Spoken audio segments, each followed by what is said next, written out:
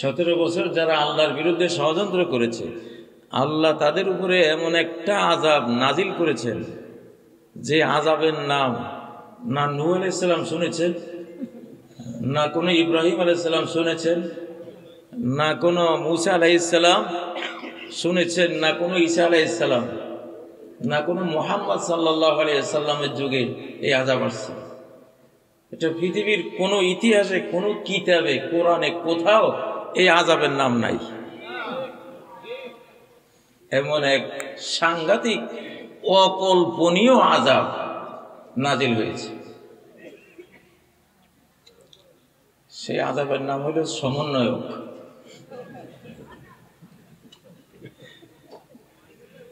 সেই আযাবের নাম কি? সমন্বয়ক। এই আযাবটা আমি আগে দেখছি রে ভাই, এটা যে আযাব, কিন্তু আবার আমাদের জন্য রহমত। আমাদের জন্য কি? রহমত।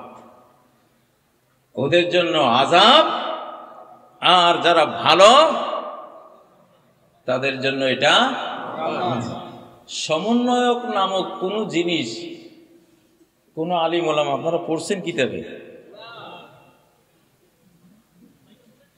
এইটা আমাদের 60-65 বছরের ইতিহাসে এই নাম আমরা কেউ শুনি নাই। সমন্বয়ক দিয়ে আযাব আসে, এমন আযাব। এইটা দিয়া আমরা তো আবাবিলের নাম শুনছি, তয়রান। এই সমন্বয়ক আল্লাহ তাআলা নিয়ে আসছেন। ওরা তো গোয়েন্দা, ওদের যত রকমের অ্যাক্টিভিটিস আছে, মোবাইল, এই যে ওই পেগাসাস, এইটা সেইটা সব তারা চোখের সামনে সব দেখে। কাজী সাহেব কই যাইতেছে, কার সাথে কথা বলতেছে, সব দেখতেছে। আল্লাহ কয় রাখ, তোর এই পথে আযাব আসবে না। আযাব আসবে এমন পথে যেটা কেউ জানে না, তুইও জানোস না, যারে দিয়ে আমি আযাব দেওয়াবো তারাও জানে না। সেই রেজিমের উপরে আযাব পড়েছে। আযাবের নাম কি? জোরে বলেন। নতুন আযাবের নাম কি? নতুন আযাবের নাম কি?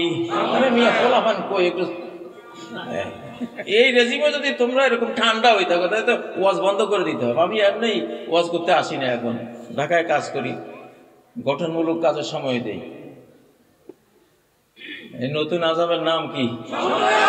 সমন্বয়ক। সমন্বয়করা তোমরা আবার রাগ করো না, তোমরা আমাদের জন্য রহমত। আল্লাহু আকবার, আল্লাহু আকবার, আল্লাহু আকবার।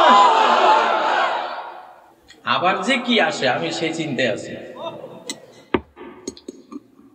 সামনে যেটা আসবে ওটা কিন্তু আগেরটা আসবে না, সব নতুন ভেরিয়েশন।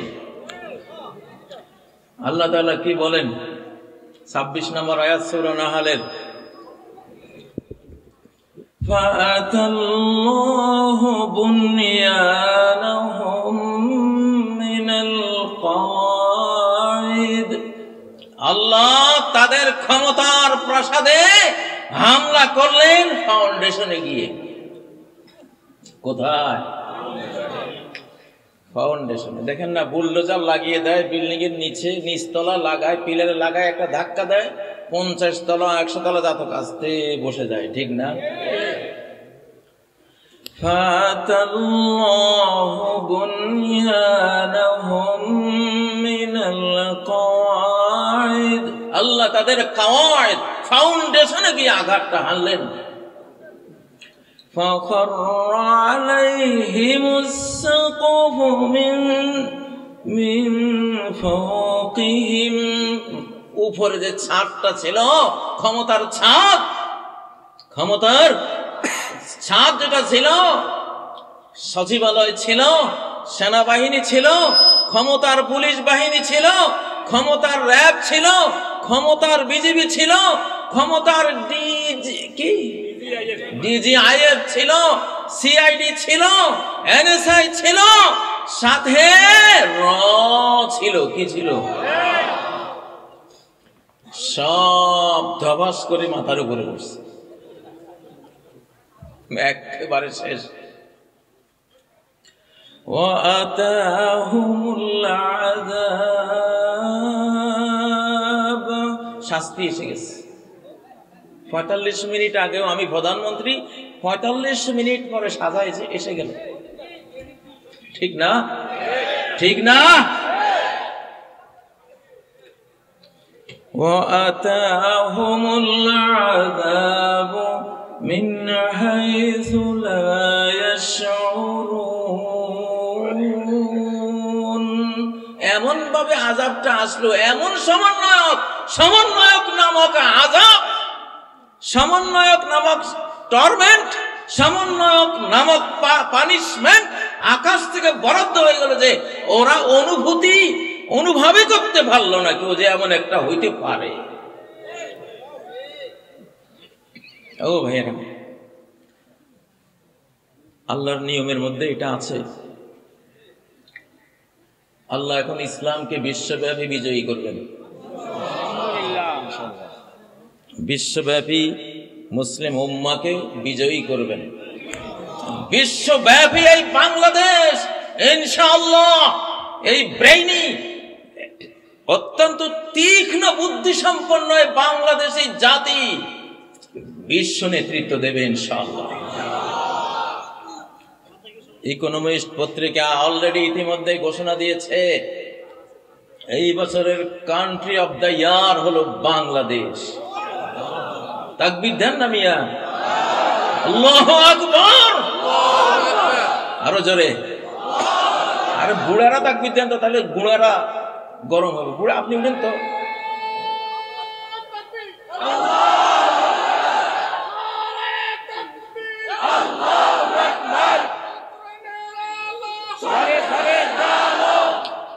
কয় যে ইকোনমিস্ট কয় যে 4টা দিন কোন সরকার ছিল না। কয় ঘন্টা? 4 দিনে কয় ঘন্টা? 4 দিনে কয় ঘন্টা? 424, 96 ঘন্টা, তাই না? কোন সরকার ছিল না।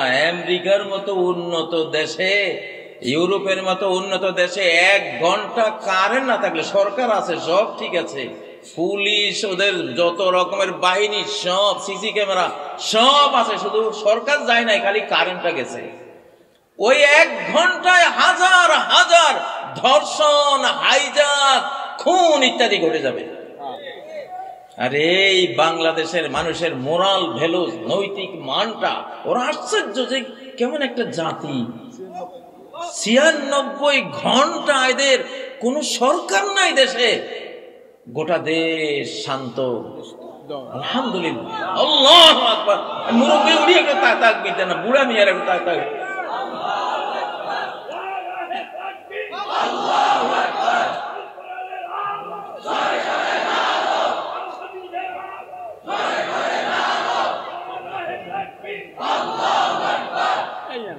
এই না হয়েছে, শোনেন, এই আমলে যত তাকবীর দিবেন বুড়ারা দিবেন। এটার একটা কৌশল আছে, হিকমত আছে, কারণ আছে। কারণটা কি? কারণ হইল পার্শ্ববর্তী যারা আমার ঘরে হামলা করতে চায়, ওরা চাইয়ে দেখবে আর বলবে, ওরে বাপরে বাপ, যে দেশের বুড়ার এত তেজ, জওয়ানের কি অবস্থা। ভাইরে যাস না, এইসব দেশে যাওয়া ঠিক না। হযরতে মাহমুদুল হাসান দেওবন্দি রহমতুল্লাহ আলাইহির ইতিহাস মানে পড়লো। উনি ছোট্টখাট্ট ছিলেন, ঠিক না, ছোট্টখাট্ট, কিন্তু জ্ঞানের গোলা বারুদ। উনি খ্রিস্টানদের সাথে উনি ধর্ম নিয়ে তর্কবস করতেন, ওদেরকে পরাস্ত করে দিতেন।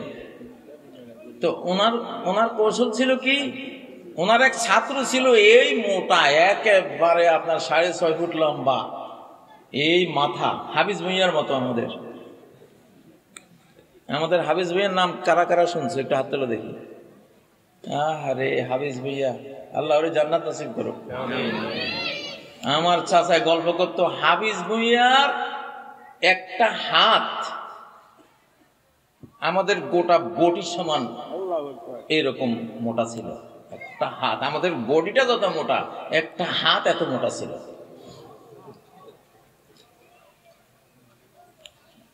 হাফিজ ভুঁইয়ার মাটির এই টুকরি, মাটির ওড়া তুলি দেওয়ার মতো কোনো লোক ছিল না, এত বড় পুরা মাটি ভর্তি করে কয়েকজনে তার মাথায় দিত।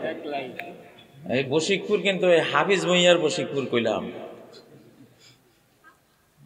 পদ্মারহাট, আজকে পদ্মারহাট নিয়ে অনেক আপনারা গৌরব করেন। এই পদ্মারহাট পাইছেন কই? হাফিজ ভুঁইয়ার হাতে পাইছেন।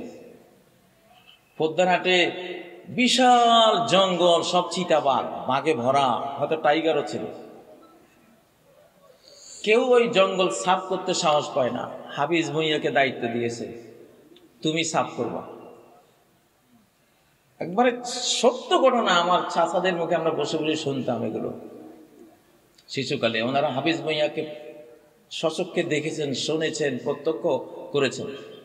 হাফিজ ভুঁইয়া পদ্মার বাজারের জঙ্গল সাফ করতে গেছে, বিশাল এক নারিকেল গাছের গোড়ায় বাঘ এসে এইভাবে ওকে আক্রমণ করে। সে বাঘের সামনে দুই ঠ্যাং ধরে এক বাড়ি মারি, এক আষাঢ় মারি নারিকেল গাছের গোড়া সবাই ঘুমা। এটা হাফিজ ভুঁইয়া, আই এম হাফিজ ভুঁইয়া। কি পেয়েছিস বুঝেন না? পরে বিকেল নাগাদ দেখতেছে যে 6টা বাঘ মেরে ওখানে স্তূপ করে রাখছে হাফিজ ভুঁইয়া। আরে তোকে আপনি উঠেন না কেন? আপনি তো বিদ্যান্ত। হাফিজ ভুঁইয়া জিন্দাবাদ দেন।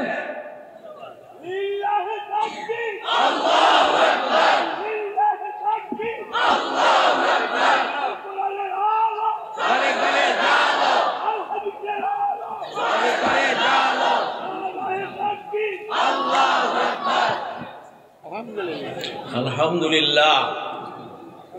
ও ভাইয়েরা, তো মাহমুদুল হাসান দেওবন্দি রহমতুল্লাহ আলাইহি ওনার ছাত্র বসাইতেন পাগড়িওয়ালা, এই সাপ দাড়ি বিশাল। তো ওরে বলতেন, তুই কিন্তু কোনো কথা কইস না, তুই চুপচাপ থাক। এটা আসলে তেমন তর্ক জানে না। আবা কাবা পড়াইয়া দেখা যায় কিরকম, মনে হয় যেন মহারাজ বসে দিছে। আর হুজুর তো ছোট্ট খাট্ট। হুজুরে যখন বয়ান শুরু করছে, এক একটা বয়ান গোলা বারুদের মতো হুজুর দিচ্ছে। খ্রিস্টান মিশনারিকে কয় কি কয়, ইয়ে ছোটা মৌলবী ইতনা তেজ হ্যায়, না জানে ও বড়া মৌলবী ক্যা কিয়ামত বরপা কর দেগা। এই ছোট হুজুরের এই অবস্থা, এই বড়টা শুরু করলে কি কিয়ামতটা হবে আজ এখানে। বাইরে দরকার নেই, পালা শর্ট। হ্যাঁ, বিলকুল সহি হয়। এটা তো ইতিহাস, এটা কোনো হেয়ালি কথা না, বাস্তব কৌশল। এটা কি নিতে হবে? কৌশল নিতে হবে আমাদের। তো হাফিজ ভুঁইয়ার কথায় বসে করে হাফিজ ভুঁইয়া, এই জন্য এখন বুড়া দিয়ে আমরা মিছিল করব, বুড়া দিয়া স্লোগান দেওয়াব। উপদেশটা বসাইছি সব বুড়া, আলহামদুলিল্লাহ। ওরা ভাবতেছে রে জওয়ানগুলি তো এখনো শুরু করে নাই, বুড়ারাই এত বাড়তেছে। যখন আরো শক্তিশালীরা আসবে তারা জানে কি করবে। এটা হেকমা। এটা কি হাফিজ ভুঁইয়ার অনেক কাহিনী। আস্ত নারিকেল গাছ কাঁধে নিয়ে চলে যেত। আমার চাচারা বলতো, মারামারি লাগলে সে একটা লম্বা বাঁশ কোমরে গাঁথত, বেঁধে, যে দুই পক্ষ মারামারি করতেছে এই বাঁশ লই দৌড় দিত এদিকে। দোনো পক্ষরে বাঁশের নিচের ডলি চলে। কিসের মারামারি? যদি তাবলিগ জামাতে এই মারামারিটা ওনার আমলে হইতো, হাফিজ ভুঁইয়ার বাঁশের ডলায় সব মারামারি ঠান্ডা হয়ে যেত। ভাই, আমাদের এরকম হাফিজ ভুঁইয়ার দরকার আছে না নাই? আমরা চাই ওরকম তাগড়া হাফিজ ভুঁইয়াদের দরকার বাংলাদেশের জন্য। ও ভাইয়েরা, হাফিজ ভুঁইয়ারা আল্লাহ মাফ করে দিন। বশিকপুরের রত্ন, আমার বাড়ির লগেই তো বাড়ি। হাফিজ ভুঁইয়া ওনার যখন একবারে বয়স শেষ, চোখ দর দিয়া পড়ে গেছে, দেখতে হলে এই ভ্রু তুলে তারপরে দেখা লাগতো। বিশাল এক গাছের গোড়া, ঢেকির লোট বানাবে ওটা পুকুরে। 6 জন তার বদিল্লা নিছে। বদিল্লাদেরকে, কামলাদেরকে বলছে, তোরা গোসল করার সময় আমার এই গোড়াটা তুলে দিস, এটা কাজে লাগাবো। 6 জনে চাইছে, পারেনি। বুড়া দেখে টেকে কয় কি, আচ্ছা থাক, বুঝছি তোরা পারতি না, তো আমি গোসলের সময় তুলি তুমি ওরা বুড়া মনে করছে তোমার আগে সেই দিন আছে, ওরা তামাশা দেখার জন্য বসে আছে। বুড়ায় বাঁশ একটা নিয়ে এটাকে কিনারে আয়না দুইটা হাত মেলছে, কয় যেন কেরানের মতো, ঠিকই ওই দুটো এমন লইয়া ফুটবলের মতো মেলা মারছে। লিল্লাহি তাকবীর। বশিকপুরে খালি আলেমের গল্প শুনছে, হাফিজ মাইয়ার গল্প আজকে কইলাম। আল্লাহু আকবার। ও ভাইরা, ওয়াতাহুমুল আযাবু মিন হাইসু লা ইয়াশউরুন। শাস্তি আল্লাহ দিতে পারেন কিনা? পারেন কিনা? নতুন নতুন ভেরিয়েশন, এমন ভাবে শাস্তি আসবে কল্পনাও কেউ করতে পারবে। আমার বাংলাদেশ নিয়ে বহু ষড়যন্ত্র হচ্ছে, সচিবালয়ে আগুন, রাস্তাঘাটে মারামারি, তাই না? বাইরে থেকে হুমকি ধমকি অনেক কিছু হচ্ছে। আল্লাহ তাআলা কি জগৎটা তোদেরকে দিয়ে উনি কি অবসর নিয়েছেন? হ্যাঁ বাবারে, এমন মার আসতেছে সামনে।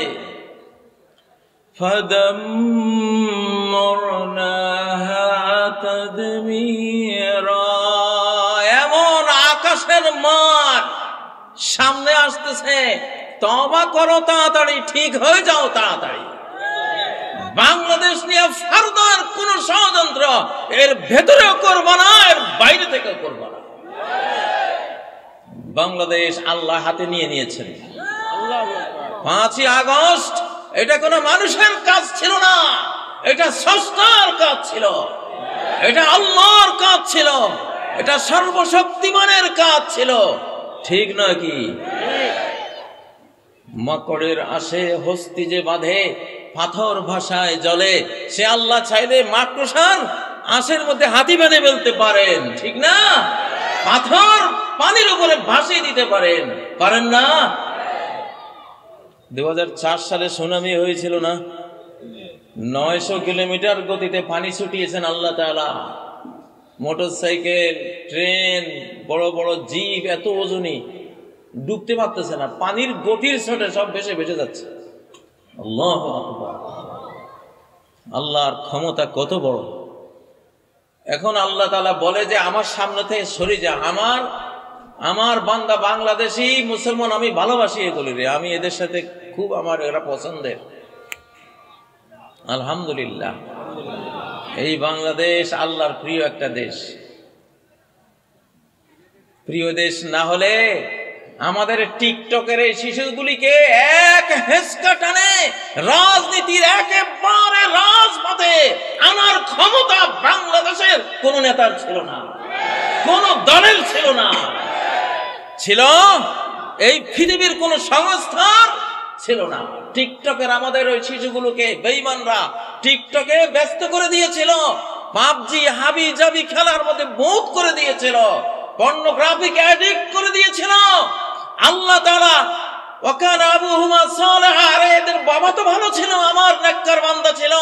আল্লাহর দয়া মায়া স্নেহের মহাসাগরে জোশ উঠেছিল। আল্লাহ তাআলা এক টানে কোটি কোটি বাংলার শিশু কিশোর তরুণ তরুণীকে ইসলামের রাজপথে, মুক্তির রাজপথে নিয়ে এসেছেন। আলহামদুলিল্লাহ।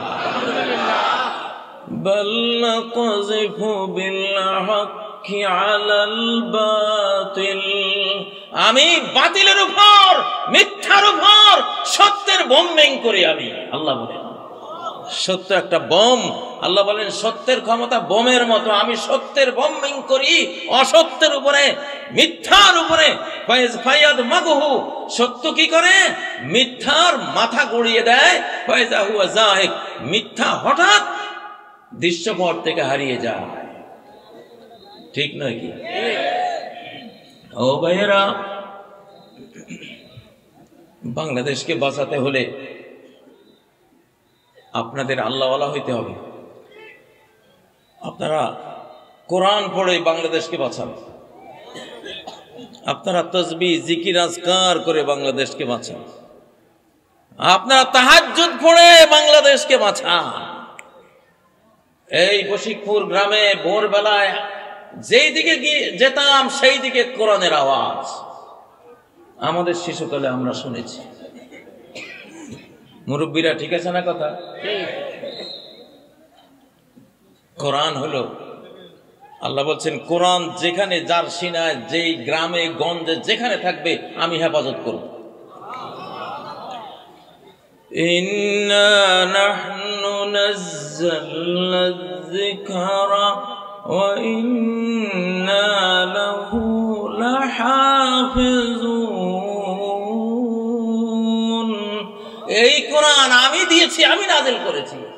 হাফেজদের অন্তরে, কোরআন পাঠকদের হৃদয়ে আমি কোরআন নাযিল করি আকাশ থেকে। এখনো কোরআন, লিখিত কোরআন কিন্তু আকাশ থেকে আসে নাই, অন্তরে কোরআন এসেছে জিবরাইলের মাধ্যমে, ঠিক না?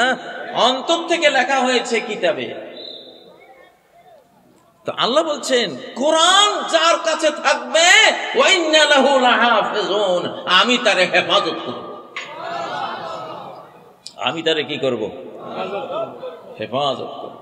আপনারা মনে করেন ফিলিস্তিনের মানুষদের উপরে যেই পরিমাণ নাগাসাকি হিরোশিমার চেয়েও কয়েক গুণ বেশি বোমিং হয়ে গেছে অলরেডি, কিন্তু আলহামদুলিল্লাহ টিকে আছে না? শহীদ হয়েছে কিন্তু তারা টিকে আছে। আল্লাহ টিকিয়ে রেখেছেন কোরআনের বরকত। কিসের বরকত? নালে ধূলিসাৎ হয়ে যেত, অন্য কোন জাতির পক্ষে টিকে থাকা সম্ভব ছিল না। কোরআন বুকে থাকার কারণে, লা ইলাহা ইল্লাল্লাহ মুহাম্মাদুর রাসূলুল্লাহ বুকে থাকার কারণে টিকে আছে। লা ইলাহা ইল্লাল্লাহ। সন্তানদেরকে কোরআন শেখানো কর্মসূচি, দেশ বাঁচাবার পাবলিক কর্মসূচি হলো তারা সবাই কোরআন পড়বে, সবাই তাহাজ্জুদ পড়বে। কি পড়বে? কারণ কি? ধর্মই নিরাপত্তা দেয়। ধর্ম কি দেয়? জাহান্নাম থেকে নিরাপত্তা কি বন্দুকে দেবে? মেশিন গানে দেবে? জঙ্গি বিমান, ট্যাঙ্ক, কিসে নিরাপত্তা দেবে? এত বড় জাহান্নাম, যেই জাহান্নামের এক কণা আগুন পৃথিবী সহ্য করার ক্ষমতা নাই, সেই জাহান্নাম থেকে সেফটি নিরাপত্তা কিসে? কোরআন, নামাজ, রোজা, হজ, যাকাত, আমল, ঠিক না? ও ভাইরা, তাইলে আমলের মধ্যে ক্ষমতা কেমন? শাহজালাল রহমতুল্লাহ আলাইহি গৌর গোবিন্দের বিরুদ্ধে যখন লড়াই করেছেন, অগ্নিবাণ মেরেছিল, লাখ লাখ জিন একসাথ করে ওরা আগুনের রূপ নিয়ে ওনাকে হামলা করেছিল, কিন্তু লা ইলাহা ইল্লাল্লাহ আল্লাহু আকবারের আঘাতে সব ধূলিসাৎ হয়ে গিয়েছিল, ঠিক না? কি লিল্লাহে তাকবীর, লিল্লাহে তাকবীর। আমাদের এখন শক্তির দরকার। শক্তির অপর নাম শান্তি, শক্তির অপর নাম শান্তি। শক্তি দেখলে তাকে কেউ মারতে যায় না। আমেরিকারে কেউ মারতে যায় না কেন? শক্তির কারণে, ঠিক না? শক্তি আছে। আর দুর্বল দেখলে সবার সাহস বাড়ে। এজন্য আমাদের এখন বুড়ারা স্লোগান দিতে হবে। কারা? মুরব্বীরা স্লোগান দেবেন, ইনশাআল্লাহ ওই স্লোগানে আমাদের কাজ হয়ে যাবে। উদউ ইলা সাবিল রাব্বিকা বিল হিকমাহ, তুমি ইসলামের দিকে ডাকো, তবে কৌশলে। কিসে? কৌশলে। আমার এক বাংলা স্যার ছিল, টুমসর মাদ্রাসা, টুমসর আলিয়া মাদ্রাসা বাংলা স্যার, সম্ভবত উত্তরবঙ্গে বাড়ি। তো উনি বলে, আমি একদিন স্টিমারে বসে আছি, এক মুসলমান আর এক হিন্দু ঝগড়া লাগছে। এটা একটা হিন্দু মুসলমানের কারোর প্রতি আমি এখানে ঘৃণার জন্য বলতেছি না, একটা তর্ক আর। হিন্দু ভদ্রলোক বলতেছে মুসলমানটাকে যে, দেখো আমরা হিন্দুরা 12 হাত লম্বা ধুতি পরি। কয় হাত? আর মুসলমান তুমি কি বললা, লুঙ্গি একটা পরছো 4 হাত। ঠিক না? মুসলমান যে সে ছিল মূর্খ, অত শিক্ষা টিক্ষা ছিল না, আর ওই ভদ্রলোক শিক্ষিত মানুষ। এখন ওই মুসলমান বাসারা চুপচাপ রয়েছে, কিছু কয় না। তা আমার স্যার সাথে বসা, উনি কয় আমার তো সহ্য হয় না। আমি হিন্দু ভদ্রলোককে বললাম, জি জানাব, আপনি যদি অনুমতি দেন, যেহেতু উনি আমার মুসলিম ভাই, উনি তো কোনো উত্তর দিতে পারছে না, আমি কি উত্তরটা দেবো? হ্যাঁ দেন, সমস্যা নেই। ওই ভদ্রলোক মনে করেছে তো দেখি মোল্লা, উনি আবার দাড়ি টুপিওয়ালা, আর কি আর বলবো। আমার ওই বাংলা স্যার বলতেছে, জি জানাব, আপনি কি কুত্তার লাশ দেখেছেন? হ্যাঁ দেখেছি। বলে কত বড়? এত বড়। ছাগলের লাশ দেখেছেন? হ্যাঁ দেখেছি। কত বড়? সামান্য। কুত্তার লাশ এত বড় হলে কি হবে? ও 12 মাস ল্যাংটা। আর ছাগলের লাশ এতটুকু হইলে কি হবে? মাশাআল্লাহ, 12 মাস তার সতর ঢাকা। ঠিক না বেটি? লিল্লাহে তাকবীর, লিল্লাহে তাকবীর। কৌশল লাগে না? কৌশল লাগে। আল্লাহর দ্বীনের দিকে ডাকতে কি লাগে? কৌশল লাগে। ও ভাইয়েরা, আল্লাহ তাআলা ইসলামকে বিজয়ী করবেন ইনশাআল্লাহ। আমি তো মনে করি সেই সৌভাগ্য আমাদের কপালে লেখা হয়ে গেছে ইনশাআল্লাহ। মানব জাতিকে আমরা ইসলামের দাওয়াত দেই। বাংলাদেশে যারা আছে সবাইকে ইসলামের দাওয়াত দেই।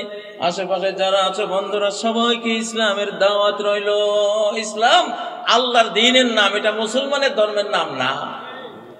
ওরা মুসলমানের দোষে ইসলাম কবুল করে না। আমি বলি এটা ভুল মনে করেছো তোমরা। ইসলাম কোন মুসলমানের ধর্মের নাম না। وَرَأَيْتَ النَّاسَ يَدْخُلُونَ فِي دِينِ اللَّهِ أَفْوَاجًا। ফি দীনিল মুসলিমিন নাকি ফি দীনিল্লাহ? ফি দীনিল্লাহ, ঠিক না? হিন্দুর মাবুদ কে? আল্লাহ। হিন্দুর সৃষ্টিকর্তা কে? আল্লাহ। খ্রিস্টানের স্রষ্টা কে? আল্লাহ। ইহুদির স্রষ্টা কে? আল্লাহ। বৌদ্ধের স্রষ্টা কে? আল্লাহ। ফি দীনিল্লাহ, তাহলে আল্লাহর দ্বীন যদি ইসলাম হয়, তাহলে এটা সবার ধর্ম, এটা ঠিক না? এটা কবুল করার অধিকার সবার আছে না নাই? এটা কবুল করে জান্নাতে যাওয়ার অধিকার সবার আছে না নাই? এটা কবুল করে চির জাহান্নাম থেকে বাঁচার হক সবার আছে না নাই? আমি জানি, অত্যন্ত ভালোভাবে জানি, তোমরা হিন্দুরা, তোমরা বৌদ্ধরা, তোমরা খ্রিস্টানরা, তোমরা ইহুদিরা আর কয়েক বছরে সবাই মুসলমান হয়ে যাবে ইনশাআল্লাহ। কারণ আকাশের আল্লাহ বলেন, জমিনের আল্লাহ বলেন, ওই মিন আহলিল কিতাবে ইল্লা লা ইউমিনান্না বিহি ক্বাবলা মাউতিহি। ঈসা আলাইহিস সালাম আসতেছেন, রেডি হচ্ছেন আসার জন্য। উনি যখন আসবেন, উনি মরার আগে সমস্ত আহলুল কিতাব মানে পৃথিবীর সবাই মুসলমান হয়ে যাবে ইনশাআল্লাহ। আপনাদের আমাদের কপালে সে সৌভাগ্য লেখা আছে, আমি দেখতেছি আলহামদুলিল্লাহ। আমরা একটি ইসলামী বিশ্ব পাবো, একটা মুসলিম জাহান আমরা পাবো। হযরতে মুসা আলাইহিস সালাম ইহুদি ধর্মের প্রচারক ছিলেন না, ইসলাম ধর্মের প্রচারক ছিলেন। হযরতে ঈসা আলাইহিস সালাম খ্রিস্টান ধর্মের প্রচারক ছিলেন না, ইসলামের প্রচারক ছিলেন। হযরতে ইব্রাহিম আলাইহিস সালাম সবার বাবা। হযরতে মুহাম্মদ সাল্লাল্লাহু আলাইহি ওয়াসাল্লামের বাবাকে ইব্রাহিম, ঈসা আলাইহিস সালামের বাবাকে ইব্রাহিম, মুসা আলাইহিস সালামের বাবাকে বংশীয় বাবা ইব্রাহিম, ঠিক না? ইসমাইল আলাইহিস সালামের বাবাকে হযরত ইব্রাহিম, দাউদ আলাইহিস সালামের বাবাকে ইব্রাহিম, সুলাইমান আলাইহিস সালামের ধর্মীয় বাবাকে ইব্রাহিম। তো ইব্রাহিম আলাইহিস সালামকে আল্লাহ বলছেন, আসলিম, ও ইব্রাহিম মুসলিম হয়ে যাও। قال أسلمت لرب العالمين। আমি আমার রব রব্বুল আলামিনের জন্য আমি আমার জীবনের সব কিছু সঁপে দিলাম। আমি মুসলিম হয়ে গেলাম, আত্মসমর্পণকারী হয়ে গেলাম। তাহলে এই সব নবীদের সিলসিলা সবাই ইসলাম প্রচারক, সবাই কি? এই সত্য এখন খ্রিস্টানরা বুঝতেছে, ইহুদিরাও বুঝতেছে, ইনশাআল্লাহ তারাও ভাবতেছে। আমি তো জানি প্রতি 24 ঘন্টায় 80-90 হাজার ইহুদি খ্রিস্টান বিভিন্ন ধর্মের লোকেরা এখন মুসলিম হয় ইনশাআল্লাহ। ইনশাআল্লাহ মানব জাতি আমরা এক মা বাবা থেকে এসেছি, ঠিক না? এক আদম এক হাওয়া। আমরা মারামারি চাই না রে ভাই। হিন্দুরা তোরা আমাদের মা বাবার দিক থেকে ভাই বোন, খ্রিস্টানরা তোরা মা বাবা আদম হাওয়ার দিক থেকে আমাদের ভাই বোন, বৌদ্ধরা তোমরাও আদম হাওয়ার দিক থেকে আমাদের ভাই বোন, খ্রিস্টানরা যারাই আছো, চীনারা আমাদের ভাই বোন, রাশিয়ানরা আমাদের ভাই বোন, ঠিক না? জো বাইডেন কি মা বাবার দিক থেকে আমাদের ভাই না? এখন যে ট্রাম্প আসছে, ট্রাম্প কি ভাই না? ভারতের মোদি মা বাবা আদম হাওয়ার দিক থেকে আমাদের ভাই না? তাই না? এক ব্লাড না? আদম হাওয়ার দিক থেকে ভাই না? মারামারি করে কি লাভ? ইবলিস আমাদেরকে কত দলে টুকরা টুকরা করে জাহান্নামের দিকে টেনে নিয়ে যাচ্ছে। আমাদের দরদ লাগা উচিত, ঠিক না? লাকাদ খালাকনাল ইনসানা ফি আহসানি তাকওয়িম। আমি মানুষকে কত সুন্দর, সবচেয়ে সুন্দর, সুন্দরতম গঠন সফটওয়্যার যোগ্যতা সবকিছু দিয়ে আমি তার সৃষ্টি করেছি। এই মানুষ, তুমি কেন জাহান্নামে যাবা? আমরা চাই না যে আমাদের কোন মানব ভাই বোন জাহান্নামে যাক, চির জাহান্নামে জ্বলুক। আমরা কি চাই? আমরা কি চাই? আমরা চাই এই 7 মহাদেশের মানুষগুলি সবাই কি হয়ে যাবে? মুসলিম হয়ে যাক। এটা তার ধর্ম। ইসলাম কার ধর্ম? কার ধর্ম? যেহেতু আল্লাহর ধর্ম। সূর্য কার? যেহেতু আল্লাহর, অতএব সূর্য সবার। চন্দ্র কার? যেহেতু আল্লাহর, অতএব চন্দ্রের অধিকারও সবার। অক্সিজেন কার? যেহেতু আল্লাহর, অতএব অক্সিজেনের অধিকার সবার, ঠিক না? যেটা আল্লাহর সেটা অধিকার সবার, ঠিক না? তাহলে ইসলাম যদি ফি দীনিল্লাহ, আল্লাহর দ্বীন হয়। শুরুতে আমি আয়াতটি পড়েছি, সূরা আলে ইমরানের 19 নম্বর আয়াত। ইন্নাদ-দীনা ইনদাল্লাহিল ইসলাম। দ্বীন একটাই আল্লাহর কাছে, সেটা হলো ইসলাম। যাদের জীবনে কোনো আমলনামা নেই, শুধু একবার মাত্র সারা জীবনে লা ইলাহা ইল্লাল্লাহ বলেছিল। কয়বার? শেষ, আর কিচ্ছু নাই, একবার। এখন ওরা জাহান্নামে পড়ে আছে। বেঈমান চিরস্থায়ী জাহান্নামীরা কয় যে তুমি তো একবার বলেছিলা লা ইলাহা ইল্লাল্লাহ, একবার তো তুমি লা ইলাহা ইল্লাল্লাহ বলেছিলা, কি লাভ হয়েছে তোমার একবার লা ইলাহা ইল্লাল্লাহ বলে? আমাদের সাথে তুমি জাহান্নামে জ্বলতেছো। আল্লাহ শুনেছেন। আল্লাহ সব শোনেন কিনা? আল্লাহ বলেন, ওয়া ইজ্জতি ওয়া জালালি, আমার কালেমা জীবনে একবার হলেও মুখে নিয়েছে, অন্তরে ধারণ করেছিল। আর তোরা বললি একবার কালেমা লা ইলাহা ইল্লাল্লাহ বলে কি লাভ হলো? আমার ইজ্জত পরাক্রমের কসম, লা উখরিজান্না মিনান নার মান ক্বালা লা ইলাহা ইল্লাল্লাহ ওয়ালাউ মাররাতান মিন দারি। জীবনে একবার হলেও যার আমলনামায় লা ইলাহা ইল্লাল্লাহ আমি পাবো আজকে, আমি আল্লাহ আমার ইজ্জত পরাক্রমের কসম করে বলছি, তারা আমি এখন বের করি। আল্লাহু আকবার। এজন্য বলতেছি বাবারে, যেই হও না কেন, হিন্দু, বৌদ্ধ, খ্রিস্টান, ইহুদি, যাই হও না কেন, জীবনে একবার হলেও মন থেকে লা ইলাহা ইল্লাল্লাহ পড়ে রাখো, ঠিক না? যদি কাজে লেগে যায়। যে আল্লাহ বানাইছে আমাদেরকে, ওনার স্নেহ মায়ার কি অভাব আছে? আমরা যখন কোন বিদেশি শক্তির বিরুদ্ধে যুদ্ধের কথা বলি কারণ তারা আক্রমণ করতেছে, আক্রমণ করার জন্য আসতেছে। আমরা 53 বছর ভুগেছি আমাদের পার্শ্ববর্তী রাষ্ট্রের অত্যাচার, ঠিক না? আমাদের এই বাংলাদেশের যত অশান্তি, সব অশান্তির ভাইরাসটা জন্ম হয় দিল্লিতে। বাংলাদেশের যত অশান্তি, এই অশান্তির ভাইরাস জন্ম হয় কোথায়? দিল্লি থেকে আস্তে আস্তে ওরা বাংলাদেশের দিকে সাপ্লাই করে, ঠিক না? ওই কারণে বাধ্য হয়ে আমরা চিৎকার দেই, স্লোগান দেই বা যুদ্ধের কথা বলি। কিন্তু দরকার কি আছে ভাই? তোমরা তো মানব ভাই, আমাদের মানব বোন আমাদের, ঠিক না?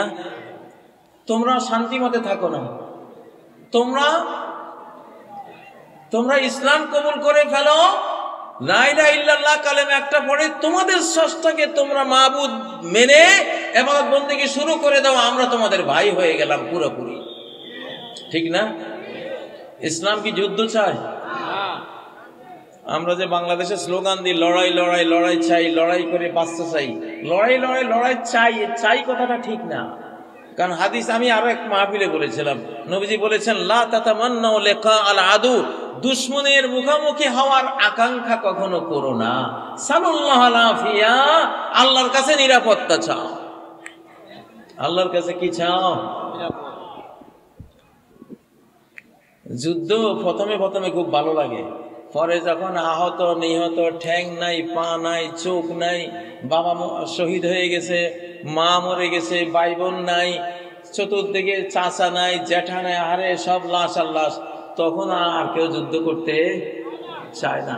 বুখারী শরীফে আরবদের একটা কবিতা আছে, যুদ্ধের কবিতা, কয় আল্লাহ হারব আউয়ালা মা তাকুনু ফাতিয়াতান তাসাব জিনাতাহা লিকুল্লি জাহুলি, যুদ্ধ বিগ্রহ প্রথমে যেন একটা সুন্দরী তরুণী, এই তরুণীর রূপ দেখার জন্য সব জাহেল জুয়ালা হুমড়ি খেয়ে পড়ে। হ্যাঁ, যুদ্ধ লাগলে দেখেন না আমার কি কম আছে নাকি?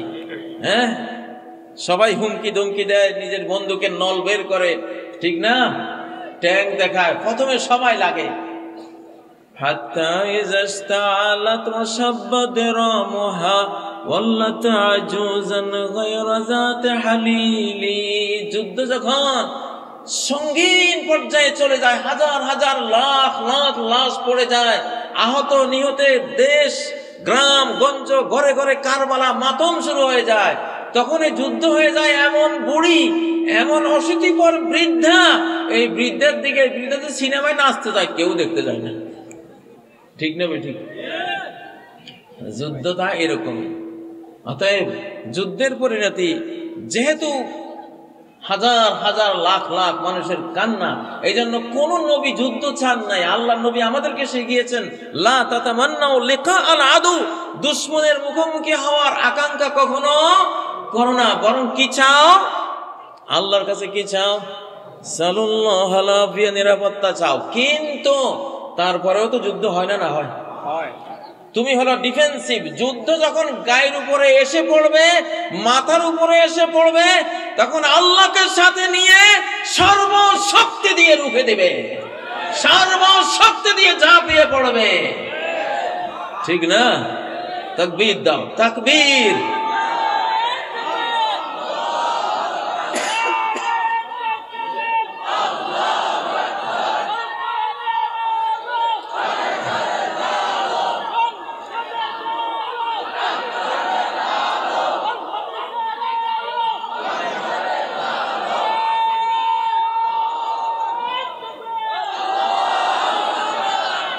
এই মহাবিশ্বের সবচেয়ে শক্তিমান হাতিয়ার হলো তাকবীর, সবচেয়ে শক্তিশালী ক্ষেপণাস্ত্র হলো তাকবীর, সবচেয়ে ভয়ঙ্কর ট্যাঙ্ক হলো তাকবীর, সবচেয়ে ভয়ানক উইপন্স হলো কি? তাকবীর। কথাই সবচেয়ে বড়। আল্লাহ তাআলা কথা দিয়ে মহাবিশ্ব সৃষ্টি করেন। কোন একটা কথাই তো। মহাবিশ্ব সৃষ্টি হয়েছে কি দিয়ে? রড, ইট, সিমেন্ট, এগুলি দিয়ে। কি দিয়ে? কথা। ইযা ক্বাদা আমরুন ফাইন্নামা ইয়াকুলু লাহু কুন ফায়াকুন, যখন তিনি কোনো কাজ করতে চান শুধু বলে দেন হও, সাথে সাথে সেটা হয়ে যায়। এই জন্য কথার চেয়ে শক্তিশালী আল্লাহর মহাবিশ্বে আর কিছু নেই। এখানে সুবহানাল্লাহ বলেন, কি পাওয়ার! সাথে সাথে জান্নাতে গিয়ে এত বড় একটা বৃক্ষে পরিণত হয়, 100 বছর দ্রুতগামী ঘোড়া দৌড়ালেও সেই গাছের ছায়া শেষ হবে না। কথার ক্ষমতা কি, কথার পাওয়ার। হযরতে ইব্রাহিম আলাইহিস সালাম নমরুদের আগুনে পড়ে একটা কথা বলেছিলেন, হাসবিয়াল্লাহু ওয়া নি'মাল ওয়াকিল। সাথে সাথে আকাশের কমান্ডে নমরুদের ওই আগুন, যে আগুনের উপর দিয়ে পাখি উড়ে গেলে পড়ে যেত জ্বলে পড়ে, সেই আগুন গলে গুলজার হয়ে গেল, ফুল বাগান হয়ে গেল। ঠিক নাকি? কথার পাওয়ার কি। এক যুদ্ধে নবীজির সৈনিকরা পরাজয়ের মুখোমুখি পড়ে গেছে, জিতে যাওয়ার কোনো সম্ভাবনাই নাই। হঠাৎ সবাই বলে ফেলল, ওয়াকালু হাসবুনাল্লাহু ওয়া নি'মাল ওয়াকিল। আল্লাহু আকবার। হাসবুনাল্লাহু, আল্লাহ ইজ সাফিসিয়েন্ট ফর আস, আমাদের জন্য আল্লাহ যথেষ্ট। আর কতই না উত্তম কর্মবিধায়ক তিনি। বলার সাথে সাথে কি হয়ে গেল? যুদ্ধের পাল্লা পাল্টে গেল। ফানকালাবু বিনি'মা, তারা আল্লাহর নেয়ামত বিজয় নিয়ে ফেরত আসে। 1947-এর আগে হিন্দু মুসলিম রায়ট চলছে। একটা গ্রামে মুসলমান আছে 30-40 জন, তাদেরকে হামলা করতে আসতেছে হাজার হাজার হিন্দু। তখন রায়ট ছিল হিন্দু মুসলমান। তো একটা খাল আছে ওই গ্রামের সামনে। এখন যে 30-40 জন মুসলিম ছিল, ওরা এই পার থেকে ওদের দেখে ভাবলো যে আমরা 30-40 জন, আহারে বউ বেটি বাচ্চা, কিছু তো রক্ষা হবে না, সব জবাই করে ফেলবে। ওরা দিছেন একটা তাকবীর, নারায়ে তাকবীর, আল্লাহু আকবার, যখন চিৎকার দিছে, ওরা যখন নৌকা দিয়ে আসতেছিল, তাকবীরের চোটে নৌকা উল্টে সব ওই খালের মধ্যে। এটা চাক্ষুষ ঘটনা, প্রত্যক্ষদর্শীরা বলছে। যখন তাকবীরের চোটে নৌকা উল্টে গেছে, তখন ওরা এমন ভয় পেল যে এরা দিল কি তাকবীর, আর নৌকা উল্টে এবার পড়ে গেল, এখানে তো যাওয়া যাবে না। হাজার হাজার আক্রমণকারী নৌকার দুর্গতি দেখে ওই পার থেকে চলে গেছে। আল্লাহু আকবার। আর শাহজালালের তাকবীরের ইতিহাস জানেন না? গৌর গোবিন্দের রাজপ্রাসাদ ভেঙে গেছে না, রাজপ্রাসাদ ভেঙে গেছে না। লিল্লাহি তাকবীর, তাকবীর। কথা, যেহেতু কথা দিয়ে মহাবিশ্ব তৈরি, কথা দিয়ে হামলা চালাবো আগে আমরা। আমাদের প্রথম আক্রমণ কি দিয়া? মুসলিমদের সকল যুদ্ধ শুরু হয় কি দিয়া? লিল্লাহি তাকবীর। আরশ পর্যন্ত আওয়াজটা পৌঁছাই দাও না। কই মুরব্বি উঠেন তো, লিল্লাহি তাকবীর।